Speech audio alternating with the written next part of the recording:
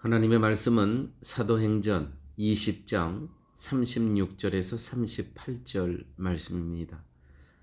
이 말을 한 후 무릎을 꿇고 저희 모든 사람과 함께 기도하니 다 크게 울며 바울의 목을 안고 입을 맞추고 다시 그 얼굴을 보지 못하리라 한 말을 인하여 더욱 근심하고 배에까지 그를 전송하니라. 이 말씀은 어제 우리 본문 가운데서도 나왔던 그러한 말씀인데 어제 말씀을 다 전하지 못해서 오늘 추가로 이 말씀을 다시 전합니다. 이 말씀의 배경은 이제 예루살렘으로 그 빌립보 교회가 모아준 헌금을 갖고 이제 전달하려고 하면서 오순절 전에 도착해야 됩니다. 그런데 에베소 교회를 시간적으로 방문할 수가 없었어요. 그래서 밀레도에서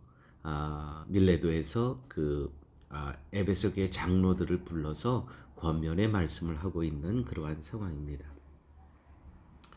에베소 장로들이 사도 바울의 목을 안고 입을 맞추며 크게 울었다라고 오늘 기록되어 있습니다.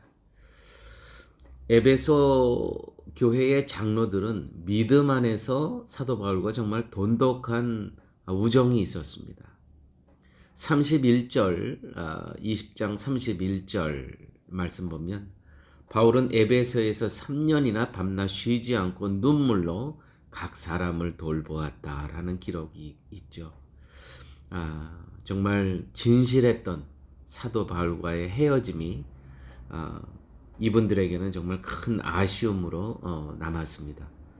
더군다나 오늘 본문 38절을 보면 다시 그 얼굴을 보지 못하리라 한 말로 인하여 이렇게 사도 바울이 이야기했거든요. 우리는 아마 다시 보기 힘들 것이다. 그러니까 더욱 정말 마음이 서운하고 섭섭하고 슬펐습니다. 과연 사도 바울과 같은 말씀의 사자를 다시 만날 수 있을까? 그러므로 우리가 이 땅에 신앙생활 하면서 정말 말씀의 사자를 만난다는 것은 정말 특별한 하나님의 축복이라고 여겨집니다. 오늘 이 본문에서 우리는 예수 그리스도를 머리로 하고 있는 또 다른 그런 관계를 생각해 볼 수 있습니다.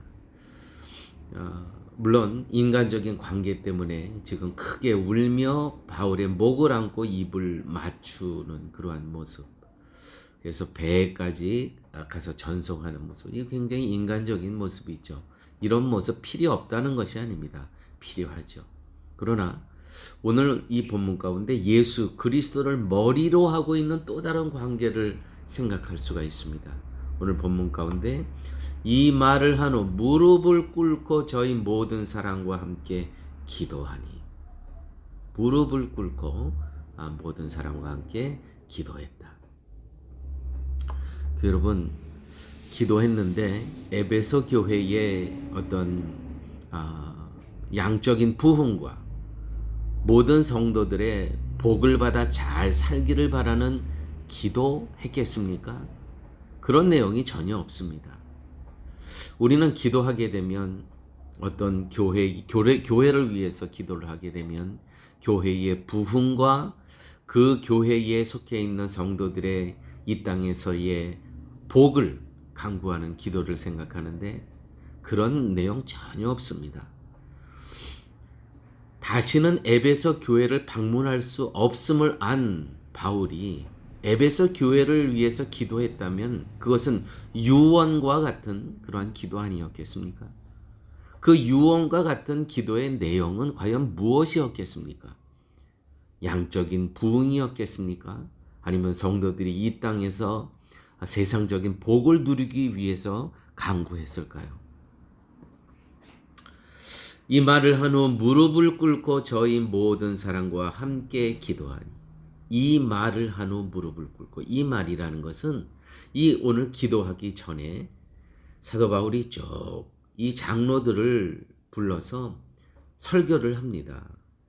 그 내용을 무릎을 꿇고 하나님 앞에, 하나님 그 말씀대로 하나님 이루어지게 하여 주시옵소서.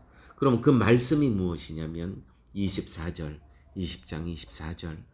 내가 달려갈 길과 주 예수께 받은 사명 곧 하나님의 은혜의 복음을 증언하는 일을 마치려 하면은 나의 생명조차 조금 더 귀한 것으로 여기지 아니하노라. 하나님께 이렇게 살도록 도움을 강구하지 않았겠습니까? 지금 다 무릎을 꿇고 기도했고 그 전에 바로 이 내용이 나오는 것이죠. 하나님의 은혜의 복음을 증언하는 일에 이 교회의 권석들, 이 장로들, 이 감독자들도 나와 같이 성령께서 나를 도와주셔서 하신 이 일처럼 하나님 함께하여 주시옵소서. 특별히 오늘 말씀 하나님의 은혜의 복음을 증언하는 일, 하나님의 예수 그리스도의 십자가의 복음을 증언하는 일은 사람이 할 수 없는 겁니다. 오직 성령께서 도와주셔야만, 성령의 능력으로만 이 일을 감당할 수 있다는 것이죠. 하나님의 은혜의 복음을 증언하는 일에 자신은 나의 생명조차도 조금 더 귀한 것으로 여기지 아니한 것처럼 성령께서 이 교회의 장로들, 말씀을 감시하는 이들에게 하나님, 성령 하나님 함께하여 주시옵소서. 사랑하는 교회 여러분, 우리가 한 주간의 삶 가운데 예수 그리스도를, 그 복음을 증거하는 일은 내 노력과 내 열정으로 되는 것이 아닙니다. 성령 하나님의 도우심, 그 능력이 있어야지 가능한 것입니다. 그러므로 우리가 하루를 시작하고 하루를 마치며 우리가 기도할 때에 우리 교회는 아침에 짤막한 기도문으로 시작합니다. 또 말씀 구건건 기도 시간이 있습니다. 아침과 저녁에 늘 간구할 것은 성령 하나님 능력을 허락하여 주셔서 그리스도의 은혜의 복음을 전하는 일에 하나님 당당하게 감당할 수 있도록 주님 도와주옵소서. 29절 어떤 기도를 했겠습니까? 내가 떠난 후에 흉악한 이리가 너희에게 들어와서 그 양떼를 아끼지 아니하며 또한 너희 중에서도 제자들을 끌어 자기를 쫓게 하려고 어그러진 말을 하는 사람들이 일어날 줄을 내가 아노라. 여러분, 사도 바울은 흉악한 이리가 없도록 하나님께서 강구하지 않았어요. 분명히 있을 거라는 거예요. 그 흉악한 일을 말씀으로 분별할 수 있도록 주님 말씀 전한 것을 기억하게 하여 주시옵소서. 3년 동안이나 여기서 눈물로 기도하며 그들을 돌봤다고 기록되어 있지 않습니까? 그 눈물로 기도한 말씀을 전한 그것을 주님 기억하게 하여 주시옵소서. 사랑하는 여러분, 사도 바울은 흉악한 이리가 이 에베소 교회에 없도록 하나님께서 강구하지 않았습니다. 그건 분명히 있다는 겁니다. 우리가 대표 기도할 때 가끔 이렇게 기도하시는 분이 있어요. 주님, 우리 쉴만한 물가 교회에 전혀 문제 없게 하여 주시고 모든 것이 정말 평안하고 모든 성도님들이 다 하나님의 복을 누리게 하여 주시옵소서. 잘못된 기도입니다. 이 땅에 살아가면서 성도에게는요 수시로 이리 때가 도전합니다. 우리를 넘어뜨리려 합니다. 우리가 어떻게 기도해야 되냐면 하나님, 이 땅에 살면서 하나님 그러한 걸림돌이 만나거든 그 걸림돌을 층계로 삼아서 올라가게 하여 주시고 인생의 담을 만나면 그 담을 거룩한 성을 만들어 우리가 이 땅에서 모든 어려움과 근심과 걱정을 우리의 믿음으로 싸워 이겨서 승리하는 삶 살게 해 주시옵소서. 이렇게 기도해야 됩니다. 우리에게 모든 문제가 없도록 도와주시고 그러고는요 무당들이 하는 거예요. 무당들. 우리 하나님을 무당으로 우리는 전락시키면 안 됩니다. 보십시오. 내가 떠나는 흉악한 이래가 분명히 너희들을 들어와서 너희 양떼들을 끌고 갈 것이다. 어그러진 말을 통해서. 그러나 그때마다 3년 동안 정말 눈물을 흘리며 여러분들에게 말씀 전한 그것을 성령 하나님의 은혜로 기억나게 하여 주시었고, 그래서 말씀으로 분별하는 그러한 감독자들과 교회되게 하여 주시옵소서. 사랑하는 교회 여러분, 우리가 정말 평생 말씀 듣고 살아가지 않습니까? 근데 다 잊어버려요. 우리가 성령 하나님께 간구할 것은 주님 들은 말씀을 기억나게 하여 주시옵소서. 또 매일 말씀을 상고하게 하여 주시옵소서. 그래서 악한 이리때가, 흉악한 이리때가 유혹하고 왜곡하더라도 하나님 말씀으로 분별하며 승리하는 삶 살아가게 하여 주시옵소서. 우리는 이렇게 기도하며 살아가야 됩니다. 여러분, 바울의 전부는 그리스도였습니다. 그리스도를 위해서 살았고, 그리스도를 위해서 고통과 위험의 길을 가고, 살아도 주를 위해 살고 죽어도 주를 위하여 죽나니 그러므로 사나 죽으나 다 우리가 주의 것이라는 것이 바울의 고백 아니었습니까? 주의 성령께서 동행하신 삶이었다는 것이죠. 20세기에 유명한 설교자 중 한 사람인 A.W. 토저라는 그러한 한 설교자가 있습니다. 이분이 한 이야기 중에 이런 이야기가 있습니다. 만약 오늘날 교회에서 성령을 뺀다 해도 우리가 하는 일의 95%가 계속될 것이고 아무 차이를 알지 못할 것이다.